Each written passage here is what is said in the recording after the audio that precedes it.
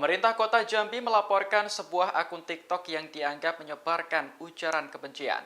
Pemilik akun diketahui berinisial SFA yang masih berstatus sebagai pelajar SMP. Dalam unggahan video di TikTok, SFA menyebut Pemkot Jambi berisi iblis. Kabag Hukum Pemkot Jambi, M. Gempa Alwajon menyayangkan isi kalimat yang dilontarkan pemilik akun. Menurutnya, kalimat tersebut bukan lagi kritikan, melainkan ujaran kebencian. Gempa mengatakan pihaknya sudah melaporkan kasus ini ke Polda Jambi sejak Mei lalu. Sebelumnya, SFA memprotes aktivitas perusahaan di Jambi yang telah merusak rumah neneknya. Menurutnya, hal itu melanggar aturan Perda Nomor 4 Tahun 2017 tentang angkutan jalan. Selain memprotes perusahaan, SFA juga mengkritik Wali Kota Jambi Syarif Fasyah.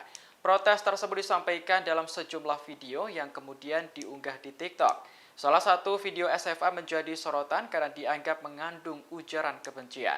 Setelah video itu viral, ia mengaku mengalami banyak tuduhan, bahkan kekerasan seksual di ruang digital dan dilaporkan ke polisi. Untuk itu, SFA membuat video lagi untuk meminta dukungan kepada Kapolri dan Presiden Joko Widodo. Saya selaku cicit kandung Nenek Hapsa menghimbau kalau kalian orang terdidik, beragama dan mempunyai moral, ayo kita bertabayun ke rumah nenek kami Hapsa. Bawa pihak perusahaan Cina itu ke rumah nenek kami Hapsa. Jangan jadi pengecut klarifikasi hoax. Minta tolong kepada Bapak Presiden Republik Indonesia, Bapak Joko Widodo, dan Bapak Menteri Dalam Negeri, Bapak Tito Karnavian, serta Bapak KPK Republik Indonesia. Tolong ditertibkan, Pak. Pemkot Jambi ini isinya iblis semua, sering membuat hoax. Kalau untuk klarifikasi, Wali Kota Jambi Syarif Fasyah ini sangat menyengsarakan rakyat atas kebijakannya dan anti kritik.